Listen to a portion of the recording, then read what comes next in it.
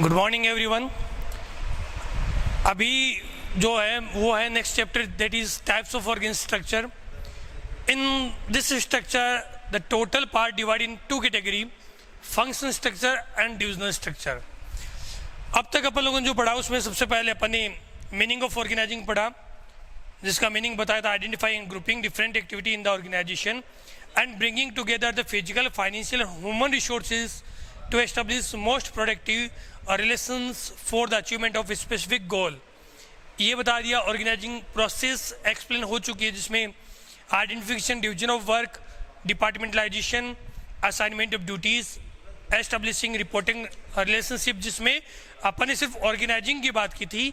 उसके बाद अपन ने बात किया इम्पोर्टेंस में benefit in specialisation, clarity in working relationship, optimum utilization of resources, adoption to changes, effective administration, expansion and growth, development of personnel, ये सारी चीज़ें अपन लोग पढ़ चुके हैं।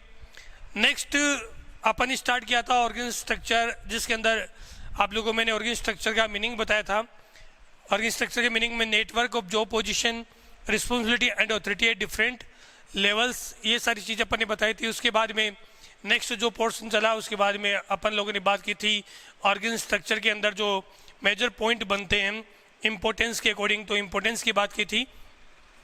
अब अपन बात करें टाइप्स ऑफ ऑर्गेन स्ट्रक्चर। तो टाइप्स ऑफ ऑर्गेन स्ट्रक्चर को अपन दो पार्ट में डिवाइड करते हैं, that first is functional, second is divisional.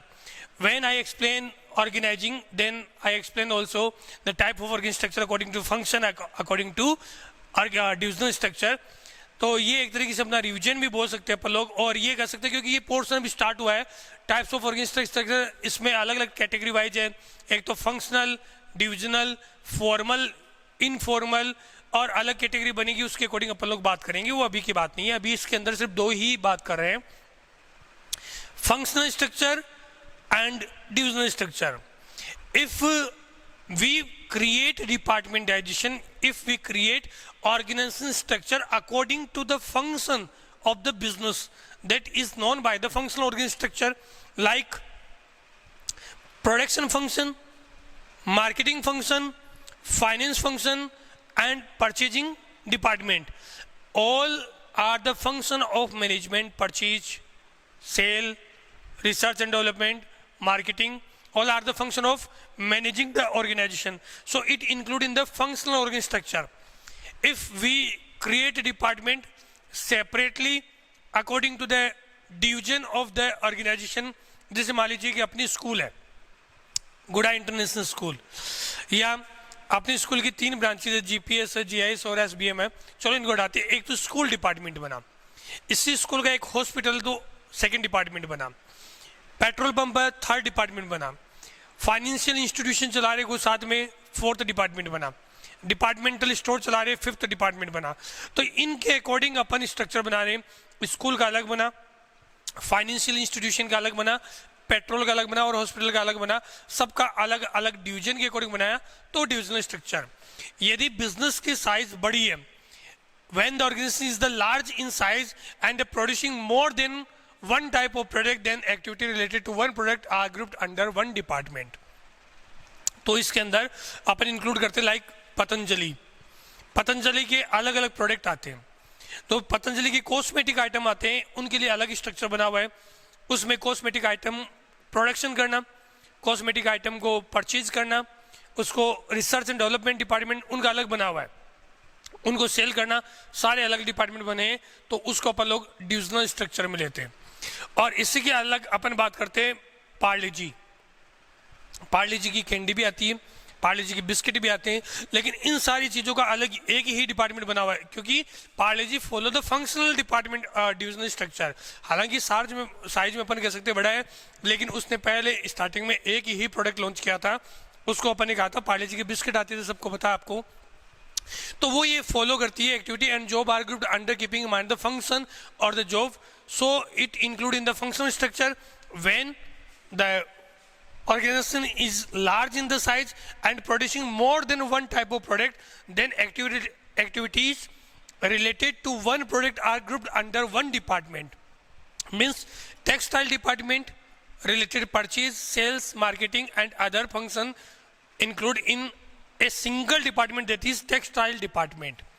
In cosmetic, purchase, sale, ये सारी चीज़ें कॉस्मेटिक की एक डिपार्टमेंट में होगी तो कॉस्मेटिक डिपार्टमेंट. मेडिसिन की बात करें तो मेडिसिन का भी बिजनेस है और मेडिसिन की भी परचेज, प्रोडक्शन, सेल, मार्केटिंग ये सब एक डिपार्टमेंट में हो रहा है. तो it include in the medicine department and soap department. तो ये सारी चीज़ें अपन लोगों ने बात की. मैं रिपीट कर रहा हूँ.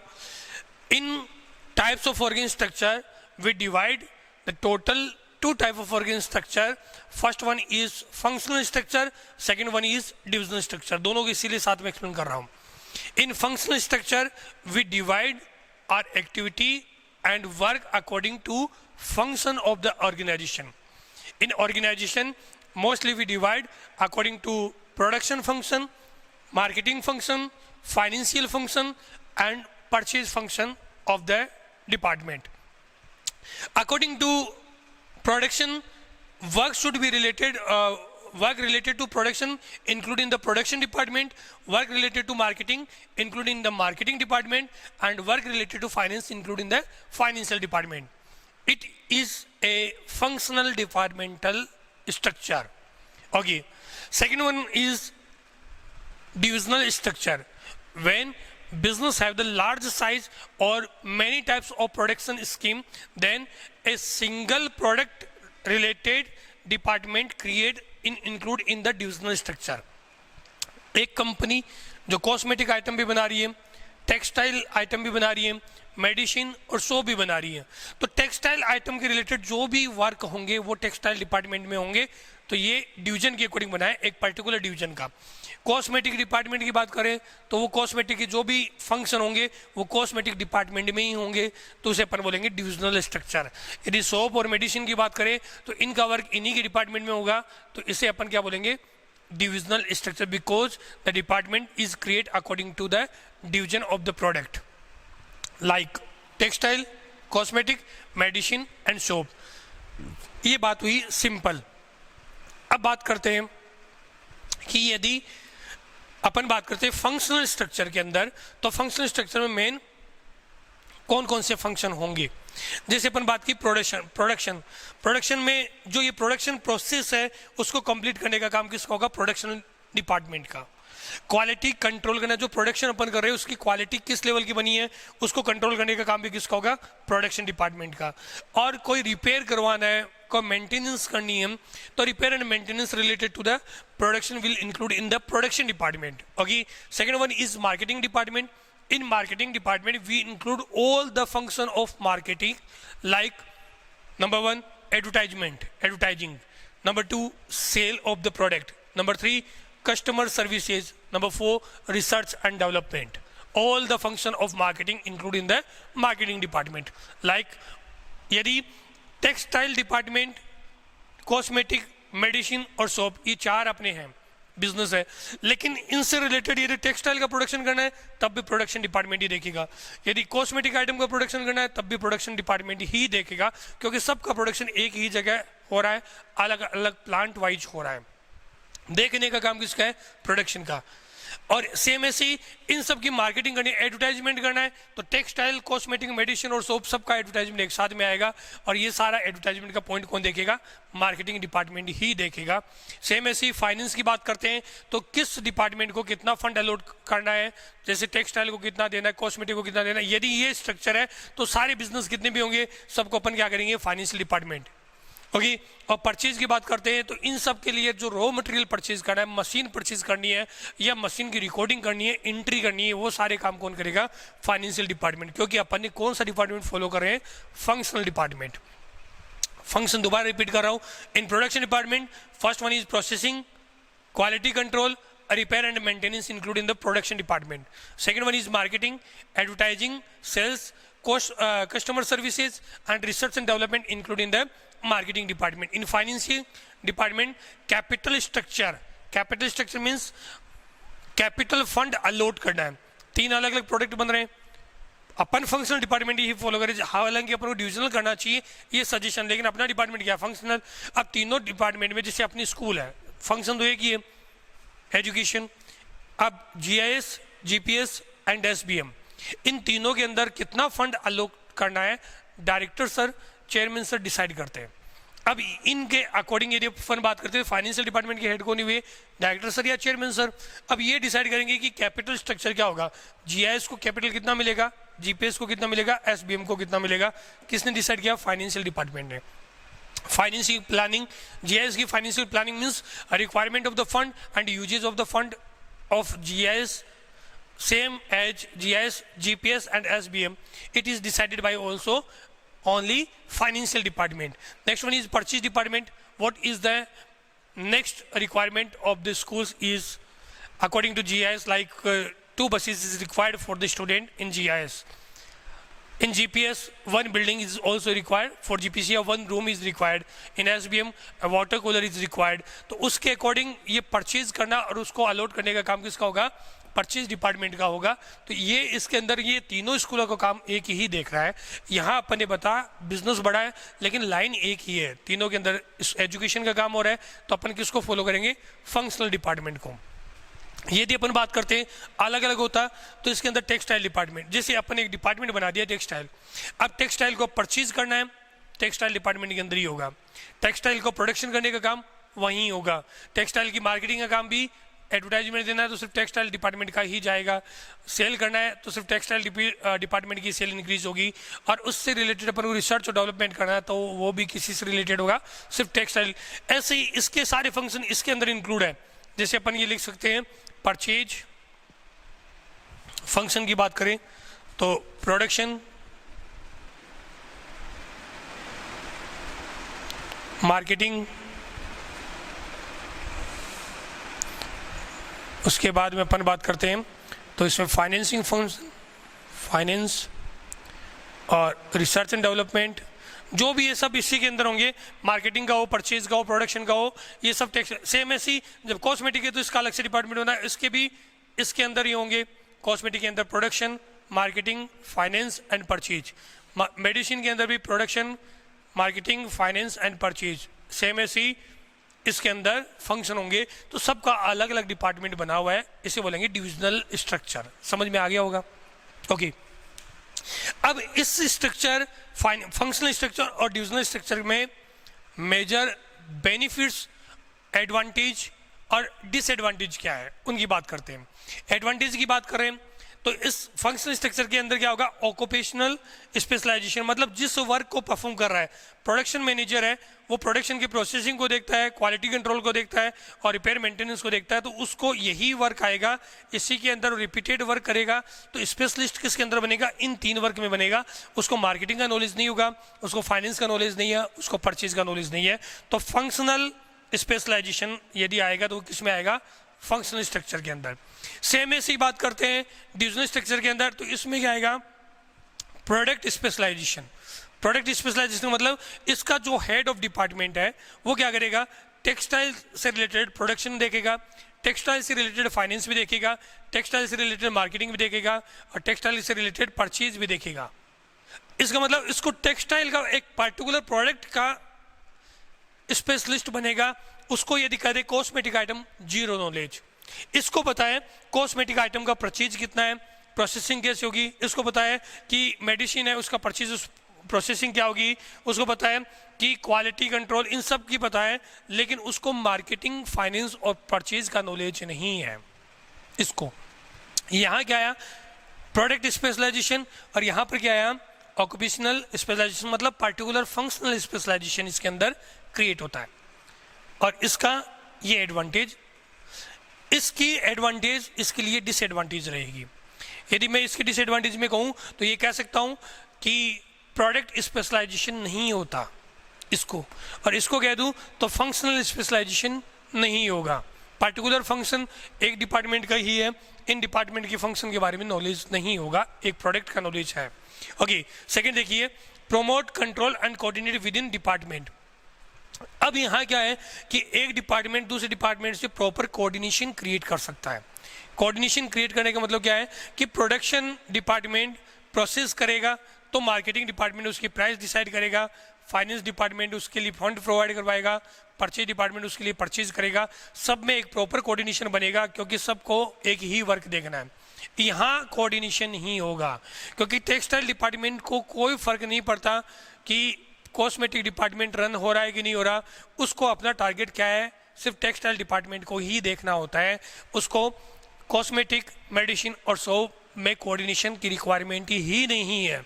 हाँ, फंड की रिक्वायरमेंट होगी तो वो एमडी प्रोवाइड करवाएगा, एमडी उसको मैनेज करेगा। तो second one is promote control and coordination with in department, increase management and operational efficiency. Managerial activities and operational efficiency increase होगी क्योंकि प्रॉपर वर्क चलेगा।